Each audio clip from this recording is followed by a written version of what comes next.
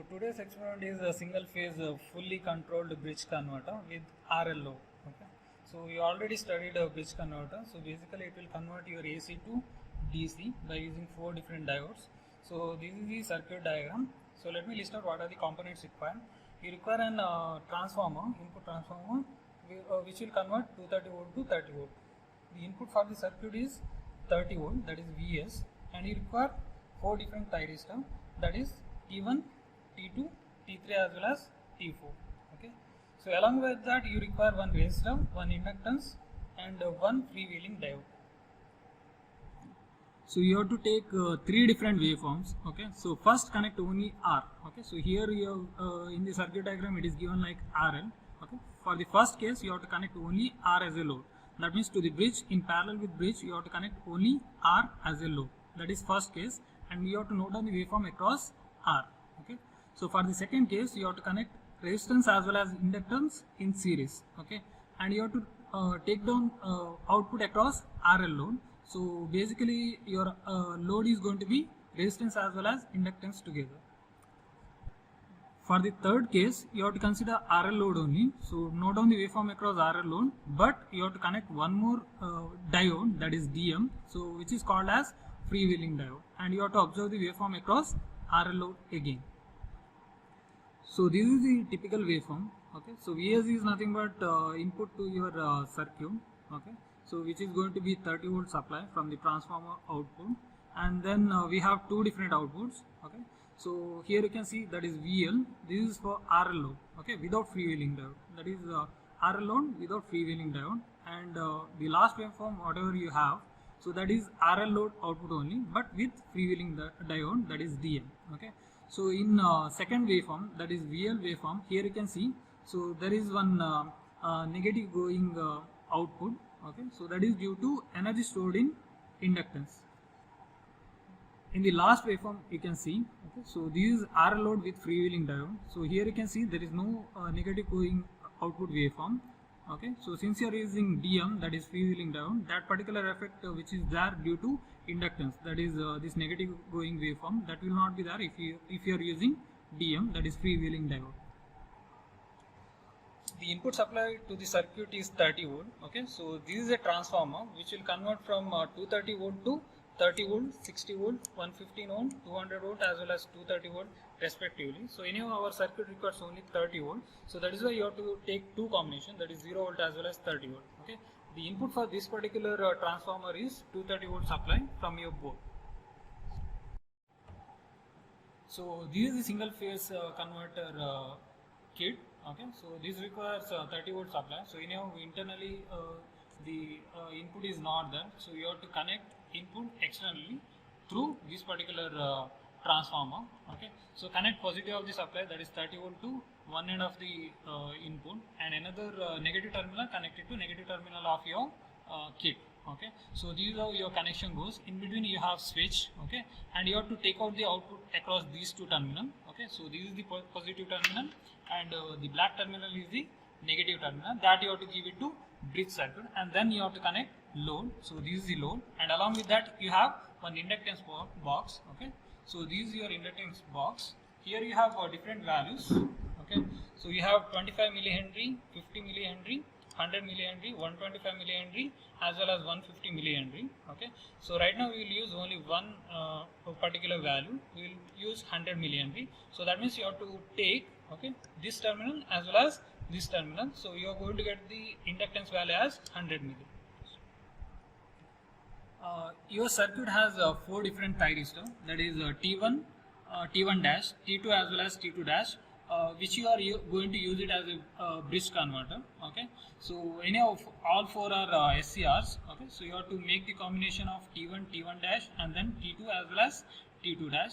So anyhow, since it is an SCR, you need to give gate supply. In order to give gate supply, you have separate kit. Okay, so this is the kit, so it will generate your gate pulses for 4 different SCRs. Okay, so here you can see there is a label. Okay, so T1, T1 dash, T2, T2 dash. So T1 gate supply should go to T1 only. T1 dash gate supply should get to T1 dash only, and T2 gate supply should go to T2 only of your kit, and T2 dash should go to T2 dash of your kit.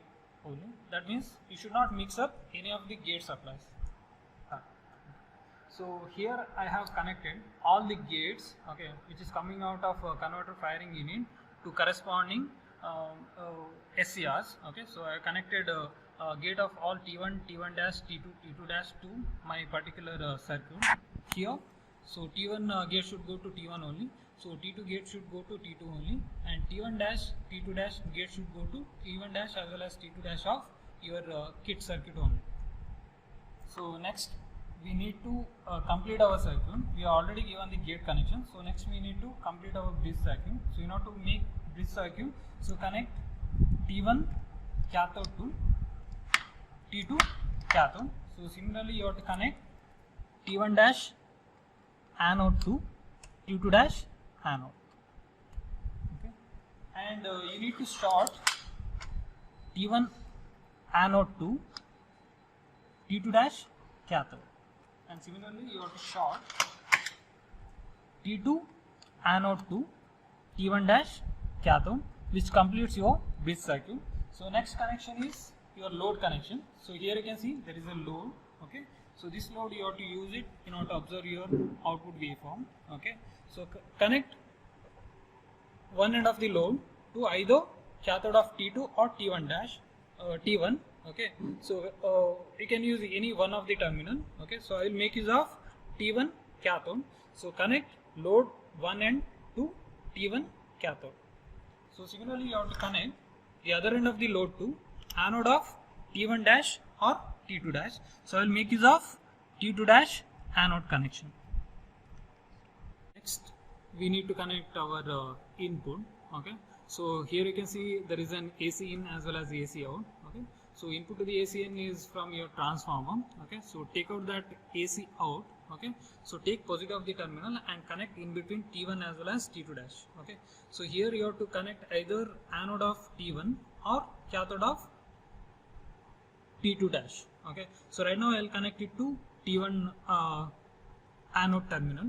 Okay, and then I have to connect my negative terminal, which is coming out of my transformer, to another end. Okay, so it has to be connected to either T2 anode or T1 dash cathode. Okay, so right now I will connect it to T2 anode. Okay, so any of both the terminals are shorted, so either you can connect it to this particular point or you can connect it to another point.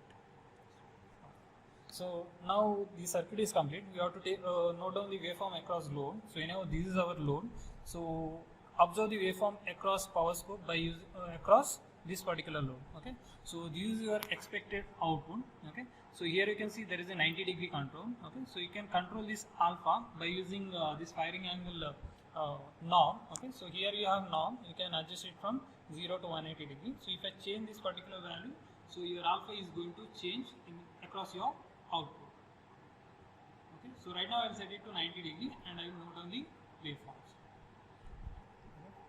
So next we are going to change our load. So instead of R load we are going to have RL load. So anyhow we have already R, we need to connect one inductance in series with our load. Okay, so in order to do that, okay, so take another end of your R load. Okay, so connect it to this particular terminal, that is common terminal. Okay, and I will take the inductance value as 100 milli. Okay, so this particular knob you have to use, which mentions the value as 100 milli Henry. Okay, so connect it here, and then you have to connect it to another end to either T2 dash anode terminal or T1 dash anode terminal. So I will connect it to T2 dash anode terminal. Okay, and I need to note down waveform across R as well as L across my power scope. So since you have to take the output across RL load, okay, so connect positive of the power scope to one end of the resistor, okay, which goes to either cathode of T2 or T1. Okay, so you can connect it anywhere.